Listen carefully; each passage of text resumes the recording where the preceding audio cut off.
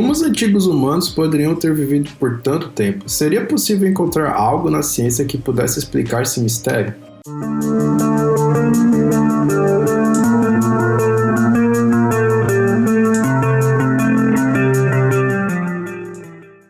Alguns de vocês, mesmo aqueles que nunca foram religiosos, provavelmente já ouviram falar sobre alguém chamado Matusalém.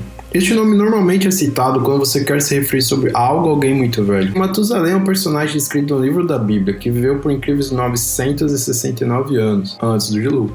Por isso ele é classificado como um ser antediluviano.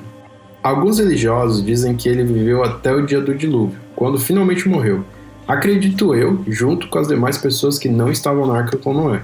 Curiosamente, não é apenas o livro da Bíblia que fala sobre esses antigos humanos que podiam viver por tanto tempo. Também temos outras fontes históricas e arqueológicas que foram escritas muitos anos antes do livro da Bíblia, que mencionam seres antediluvianos. Esses artefatos arqueológicos, como por exemplo o prisma de Wild Bloodel, localizado no Museu da Universidade de Oxford, escrito por volta de 1800 a.C., nele há relatos da longevidade dos reis sumerianos, antes e depois do evento descrito como dilúvio. Nele é possível perceber a queda da longevidade dos reinados antes do evento e depois. Perceba que os primeiros reinados eles duravam por centenas de anos, até milhares. E após o dilúvio, eles começaram a cair rapidamente para apenas algumas décadas. Claro que nessa versão suméria, a idade dos reis parecem ser muito maiores que as relatadas no livro da Bíblia. 28 mil anos, 36 mil anos, 46 mil anos. Muitos estudiosos ainda analisam essas unidades de tempo mencionadas nesse tablete cuneiforme. Mas o que é interessante é como a idade dos reis escrito no tablete sumeriano cai após o evento do dilúvio, igual o que ocorre no livro da Bíblia, que foi escrito muitos séculos depois, por volta de 1446 a 1406 aproximadamente. Bem, não vou me aprofundar muito na história do evento do dilúvio, descrito na Bíblia ou no tablete cuneiforme. Este talvez seja o tema para outro vídeo, então deixe aí nos comentários se vocês querem um vídeo sobre esse tema e os mistérios ao redor deste relato. No vídeo de hoje vou falar sobre o mistério da idade desses seres antediluvianos. Já temos os relatos históricos de diferentes fontes, referente ao dilúvio. E agora temos o seguinte mistério. Como os antigos humanos poderiam ter vivido por tanto tempo? Seria possível encontrar algo na ciência que pudesse explicar esse mistério? Bom, para resolver esse mistério existe um estudo muito interessante sobre as vitaminas e o corpo humano. Este estudo foi iniciado por Linus Pauling, vencedor do Prêmio Nobel de Química de 1954, referente a descobertas na área de ligações químicas. Existem alguns estudos que indicam que as vitaminas possuem uma grande relação com a longevidade dos organismos vivos, como de plantas, como de mamíferos e pássaros. E sabe-se que as vitaminas são antioxidantes. Mas o que são antioxidantes? Bom, curiosamente, o oxigênio, o gás que nos permite viver, também nos mata, pois oxida nossas células. A oxidação é uma reação química que enferruja o metal, mas nas células pode danificar o DNA e estimular o aparecimento de alguns tipos de câncer, além de causar várias outras doenças. Há alguns anos, cientistas acreditam que este processo está associado ao envelhecimento.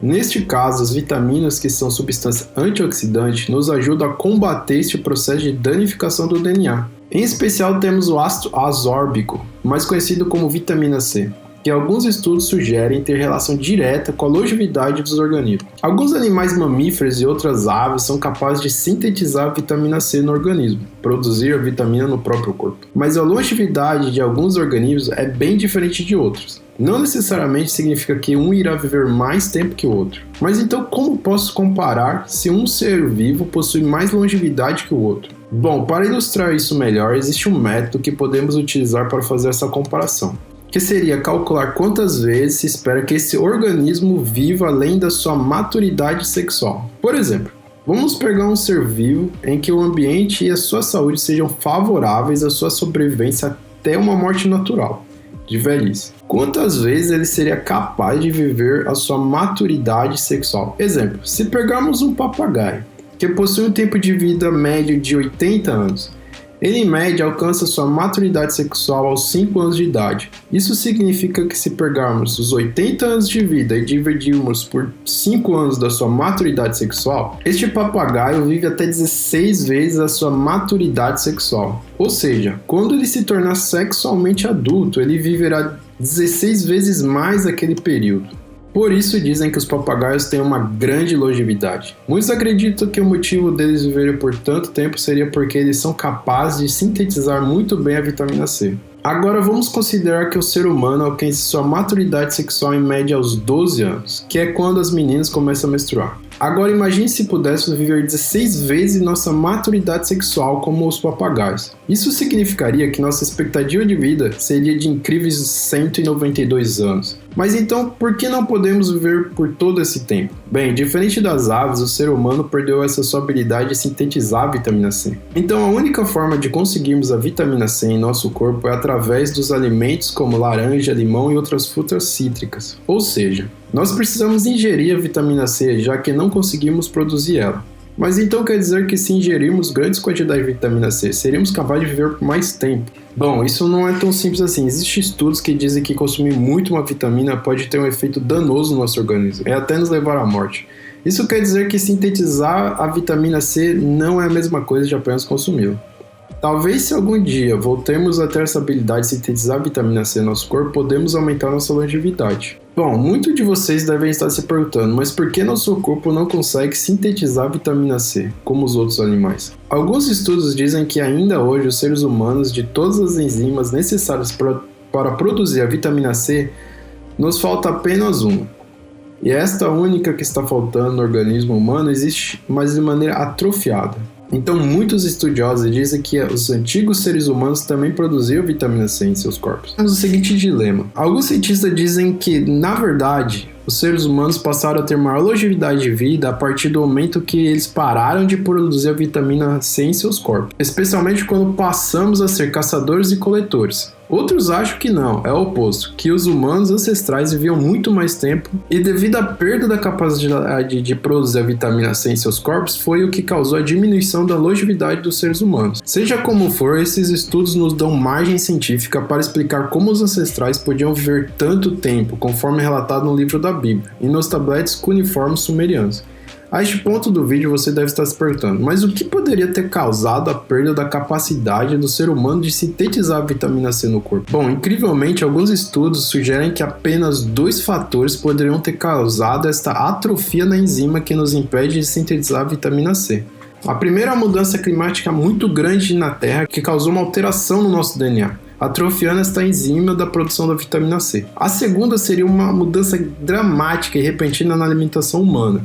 É cientificamente comprovado que nossos ancestrais eram herbívoros. Somente quando os seres humanos passaram a ser caçadores e coletores é que a raça humana começou a consumir carne. Incrivelmente, esses eventos coincidem com o relato descrito no livro da Bíblia, que antes do dilúvio, que foi uma mudança climática muito grande, os seres humanos se alimentavam de sementes, frutas e ervas, e somente após o dilúvio eles passaram a comer carne, mudança dramática na alimentação.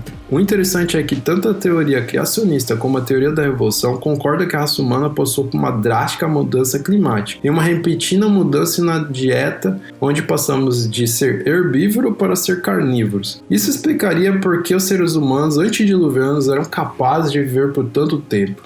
E por que ao passar do tempo nosso corpo perdeu essa habilidade? Bom pessoal, essa seria a explicação por trás do mistério da longa vida dos antediluvianos. Mas agora eu gostaria de saber a sua opinião sobre esse mistério. Você concorda com essa teoria? Existe alguma outra teoria que poderia explicar como os seres antediluvianos poderiam viver por tanto tempo? Deixe aí nos comentários o que vocês acharam sobre o vídeo e não se esqueça de se inscrever e dar um like. Nos vemos no próximo vídeo.